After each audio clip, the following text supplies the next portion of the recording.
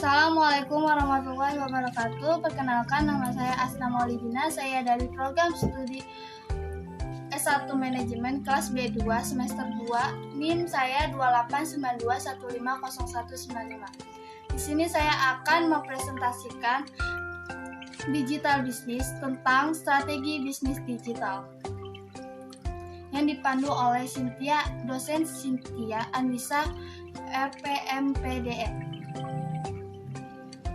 Jadi saya akan membahas tentang strategi bisnis digital. Definisi strategi bisnis digital.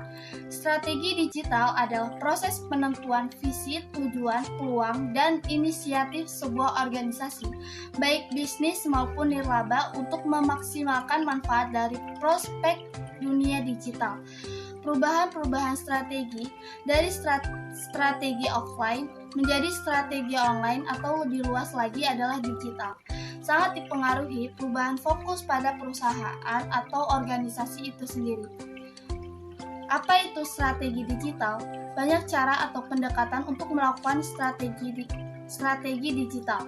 Tetapi pada intinya semua melalui 4 langkah. Yang pertama, mengidentifikasi peluang dan atau tantangan dalam berbisnis di mana aset online dapat memberikan sebuah solusi. Yang kedua, mengidentifikasi kebutuhan yang tak terpenuhi dan menyesuaikan tujuan terdekat dari pelanggan, kemudian menyelaraskan peluang bisnis. Yang ketiga, mengembangkan visi tentang bagaimana aset online bisa memenuhi bisnis mereka dan kebutuhan pelanggan, tujuan, serta peluang dan tantangan. Selanjutnya, yang keempat, memprioritaskan serangkaian inisiatif online atau publikasi ataupun optimasi mesin pencari yang dapat menyampaikan visi ini. Dalam setiap tahap tersebut, sejumlah teknik dan analisis dapat digunakan. Selanjutnya, pendekatan dalam strategi digital. Semua strategi ini dapat efektif tergantung dengan kondisi yang ada. Seperti email dan video masing-masing selalu menonjol sebagai cara efektif untuk memasarkan hampir semua produk yang ada pada industri apapun. Yang lebih penting daripada jenis marketing yang Anda lakukan adalah apakah pendekatannya cocok atau tidak dengan brand dan message yang ingin disampaikan. Untuk itu, berikut beberapa pendekatan dan pertimbangan untuk membuat campaign yang efektif bagi bisnis. Selanjutnya, stay nimble. Melakukan strategi digital marketing adalah tentang trial dan error. Meskipun rencana yang dibuat sudah dengan matang, pasti ada saja satu dan lain hal yang terkesan kurang. Oleh karena itu, sebuah company harus fleksibel dengan yang pertama, mengubah pola SEO, yang kedua, tren yang akan datang, dan yang ketiga, konten, kalender, dan timeline hanya 1 atau 2 channel sosial media yang memberikan performa terbaik. KPI mana yang harus difokuskan. Selanjutnya, kenali customer secara dalam. Tidak ada strategi digital marketing yang akan efektif jika tidak terlebih dahulu memiliki pemahaman yang jelas tentang siapa yang membeli produk tersebut dan mengapa mereka membelinya, dan bagaimana mereka membelinya, apakah relevan atau tidak. Gali lebih dalam dan jelajahi berbagai demografi untuk tidak hanya memahami apa yang ingin mereka beli, tetapi juga memahami apa yang mereka pedulikan secara budaya, sosial, dan politik. Gunakan konten untuk menghasilkan leads. Ada banyak cara untuk menghasilkan leads, tetapi satu metode yang dicoba dan diuji adalah dengan menyediakan konten tertulis yang valuable dan mendistribusikannya dengan tepat. Gunakan blog dan artikel dengan memberikan penawaran tertentu melalui landing page. Dengan begitu, ini dapat meningkatkan potensi konversi. Langkah-langkah dalam strategi digital. Sebelum memulai menjalankan strategi digital marketing yang kamu pilih, lakukan pula beberapa langkah di bawah ini yang dapat menjadi panduan ketika akan memulai digital marketing. Yang pertama, menentukan target pasar dan pilihan produk, yaitu yang pertama kali harus dilakukan adalah memilih target pasar atau siapa yang akan menjadi konsumen kamu terlebih dahulu. Setelah mengetahui dan mengenali target pasar yang tepat, baru pelajari apakah produk yang akan kamu buat bisa menjadi solusi untuk mereka. Yang kedua, memilih produk yang akan menjadi solusi terbaik. Langkah kedua dalam belajar digital marketing untuk pemula adalah memilih produk yang ingin ditawarkan. Kamu perlu memikirkan apakah produk kamu adalah yang terbaik dan menjadi solusi. Jadi pastikan bahwa produk yang akan kamu perkenalkan bisa menjawab permasalahan para calon konsumen. Yang ketiga, membangun website. Buat website segera setelah menemukan produk dan target pasar yang tepat. Marketplace memang pilihan yang bagus untuk bisnis. Namun, situs itu tetap bukan milikmu sendiri. Jadi, sebaiknya bangun website milikmu sendiri. Yang keempat, membangun media sosial. Website beres, sekarang saatnya membangun media sosial sebagai sarana promosi. Kamu bisa memilih dua di antara Instagram, Facebook, dan Twitter. Pilih yang menurutmu tepat dengan target pasar. D. Inovasi strategi bisnis digital. Pengertian strategi inovasi merupakan sebuah bentuk dari perkembangan strategi untuk kategori jasa, model bisnis baru atau produk yang akan merubah pasar dan memberi nilai baru bagi pengguna.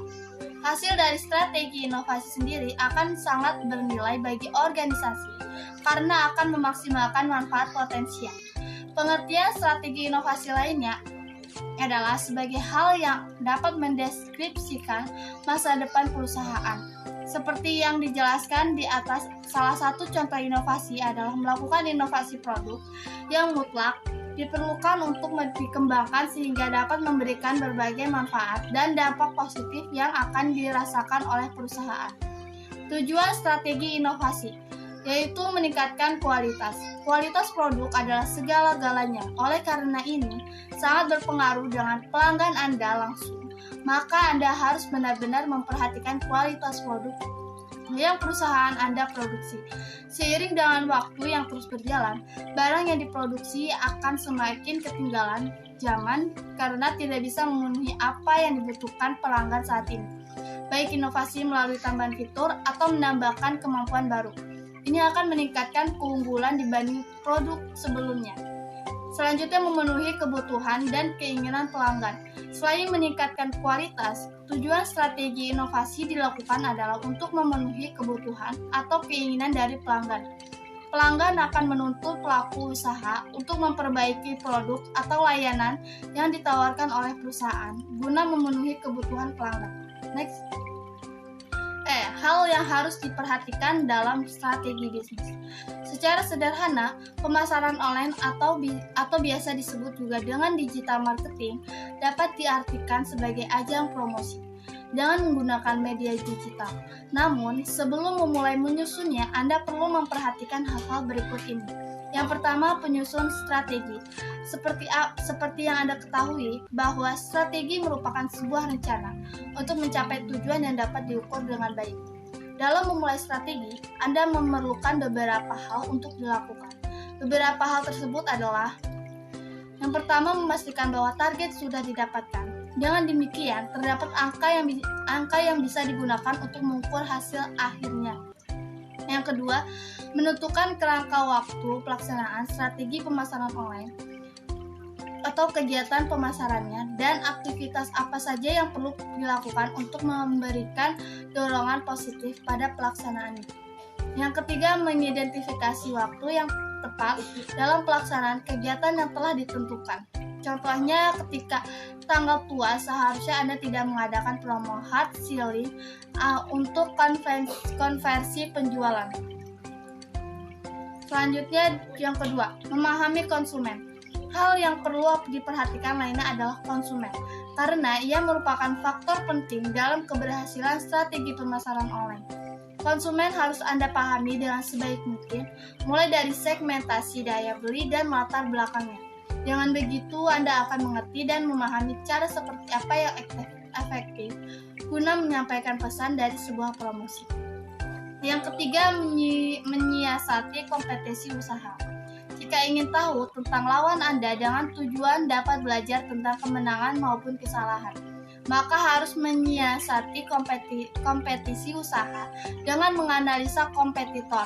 Hal ini perlu menjadi perhatian Anda, karena dengan mempelajari kompetitor, Anda bisa mengambil celah untuk membuat strategi yang lebih unik dan berbeda dari lainnya meskipun tujuannya sama.